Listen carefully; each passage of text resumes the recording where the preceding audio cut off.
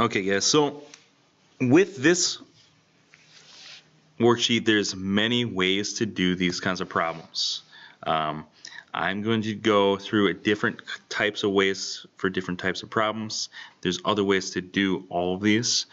So it really just depends on your problem solving skills. I'm going to show you a couple different methods here. Now for this first triangle, I told you that it's regular. So that means that all of the sides are going to be 8 on the side. Now if it's regular, it also means that all of the angles are going to be equal. Now if we have 3 angles that are equal and add up to be 180, that's 180 divided by 3, the 60 degrees. Okay, so if you have 2 sides and the angle in between, then you can use the trig area formula, which is 1/2 times the length of the sides times the sine of the angle in between. Plug that in.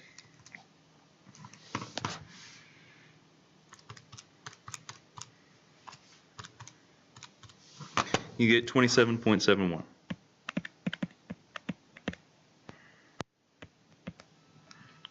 That would be square units, whatever that is.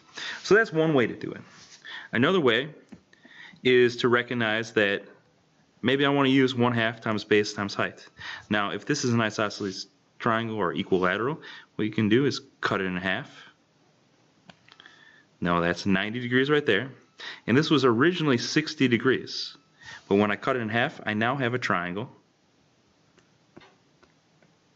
that is 30 degrees right there.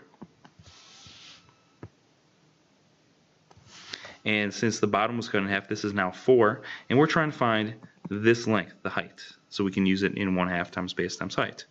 Now, so that's like our x right there. Now, if you have a 30 and 90, that's also going to be 60. That's a 30, 60, 90. And that what you should know from this is that the shortest side is always across from the 30-degree angle. And to find the side that's across from the 60-degree angle, you take the short side and you multiply it by the square root of 3. So right here, you could call this 4 times the square root of 3. An alternate way of doing it is that you could use trigonometry, SOHCAHTOA. Let me erase some stuff. I'm going to go back to just the drawing of that triangle. This being 4, this being half of 60, which is 30. Try and find x. The other way that you could do it, instead of using special right triangles, you could come back down here and you could say, all right, if that's our angle of interest, that's our 90-degree angle, that would be our opposite side. And the x would be the adjacent leg. We're trying to find the adjacent. We have the opposite. And our angle of interest is 30. So opposite and adjacent uses tangent. And you can do tangent of 30 equals opposite 4 divided by adjacent x.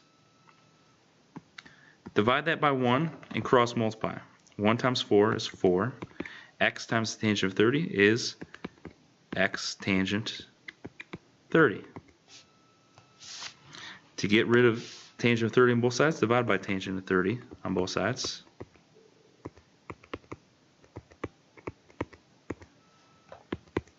X equals 4 divided by the tangent of 30.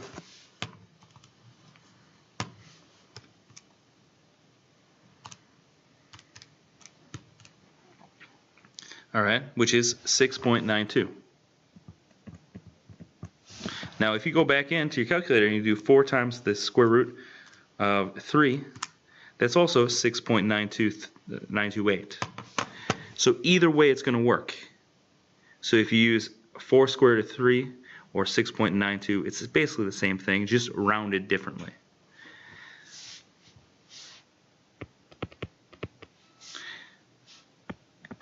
So this is one area formula right there. The other is the original one that we all know, 1/2 base times height.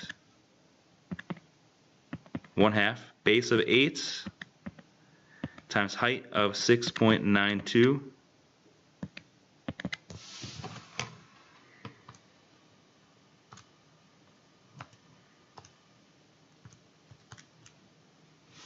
you still get 27.71. That's in square units. I don't care how you do it, as long as you understand what you're doing and you do it right. Let us go over to this next one. So recognize first that what I give you is half of a diagonal. If you draw those in, that would be 3 also. Okay, now this would be 90 degrees because the diagonals of a square are 90 degrees. And you could say, all right, if I know 2 sides and the angle in between, or I could just think of that as one triangle, and if I turn it, it's a 90-degree angle, 3, 3. Well, I know my base and my height now, because base and height are always perpendicular to each other. So the area of one of those little triangles is 1/2 times base times height, which is 1/2 of 3 is 1.5. 1.5 times 3 is 4.5. This is 4.5, but there's going to be how many of these? 4 of them. So I need to multiply that by 4.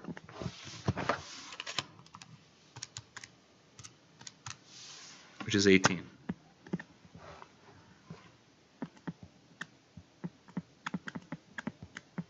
Square units.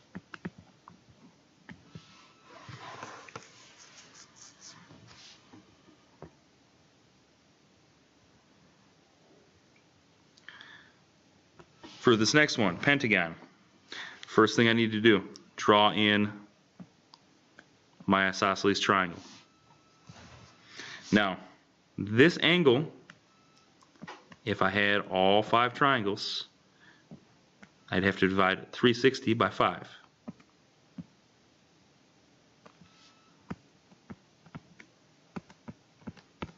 Which is 72.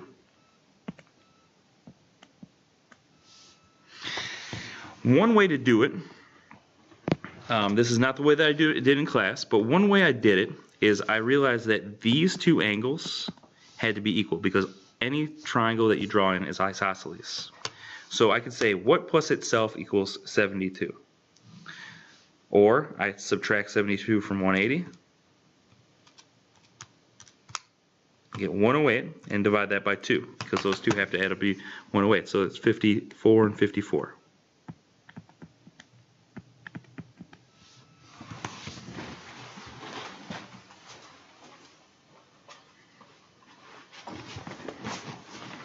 Something I taught you guys in class is you can use the law of sines to find another side. Okay, so this is one way to do it. It might be a little complicated, but what you could state, if you wanted to know this side of this triangle, you could state that the sine of 72 divided by its opposite side is equal to the sine of 54 divided by its opposite side, which we're calling x.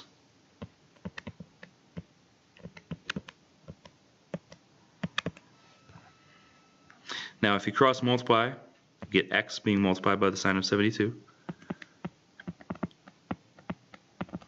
7 being multiplied by the sine of 54. And to get x by itself, divide by the sine of 72 on both sides.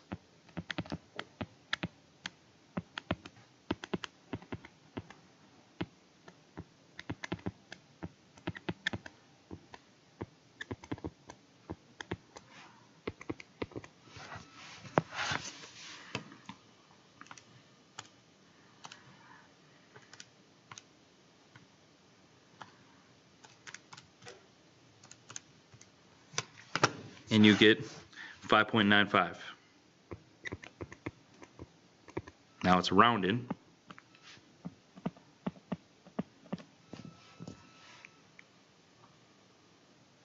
Okay, now that we know 2 sides of a triangle, it doesn't have to be right. 2 sides and the angle in between. Now we can use the trig area formula to find just the area of this triangle. 1/2 times the length of the sides, so 5.95 times 7 times the sine of 54.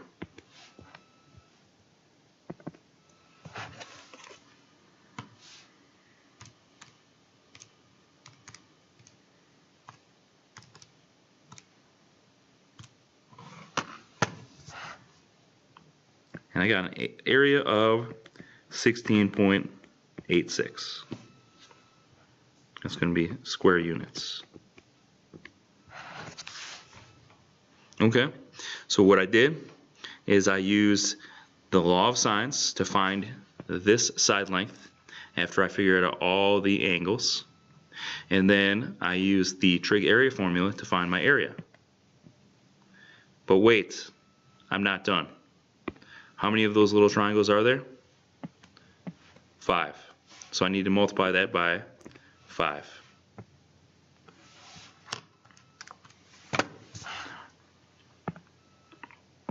So the total area of the pentagon is 84.3.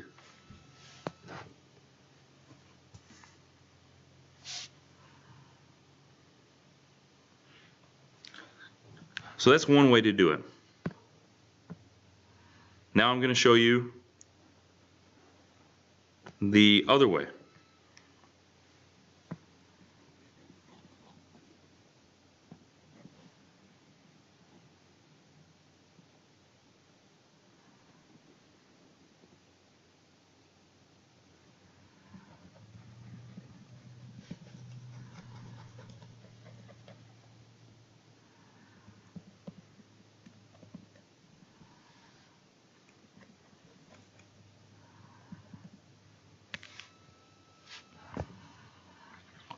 The other way is still starting with drawing in your isosceles triangle, figuring out that this right here is 72 degrees.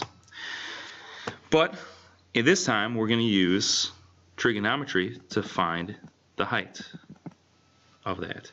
So basically what I did is I cut that triangle in half. So I have a 90-degree angle right there. Half of 7 is 3.5. And then half of 72 is 36. I need to find the height. That's what we're going to call x. Across from 36 is your opposite. X would be your adjacent. If we're using opposite and adjacent, we're using tangent. 36 equals opposite 3.5 divided by adjacent x, we don't know. Cross multiply and divide, and you'll get x would be equal to 3.5 over the tangent of 36. And you get x equals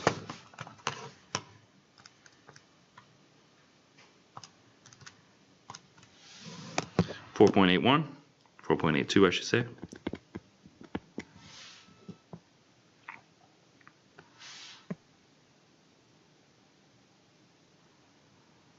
So if the height of this is 4.82, the base is 7, we can plug that into the area. 1/2 times base of 7 times height of 4.82, and then recognize we have to multiply that by 5 because there's 5 of those triangles.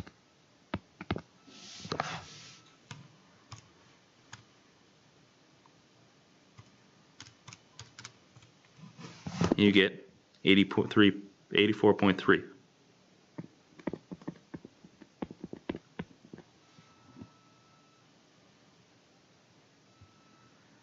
And that's going to be square units.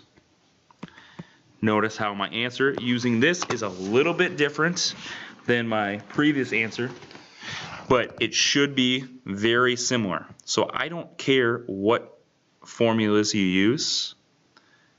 If you want to use trigonometry to find the heights, That's fine with me.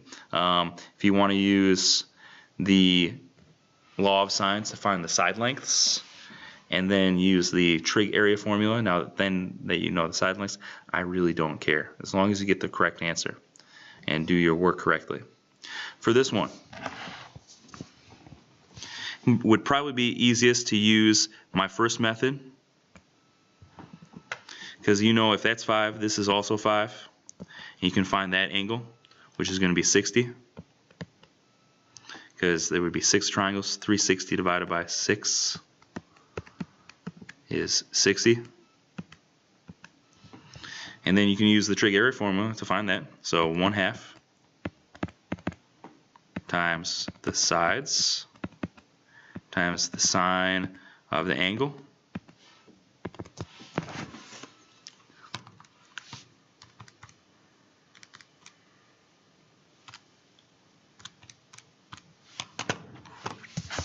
(10.825).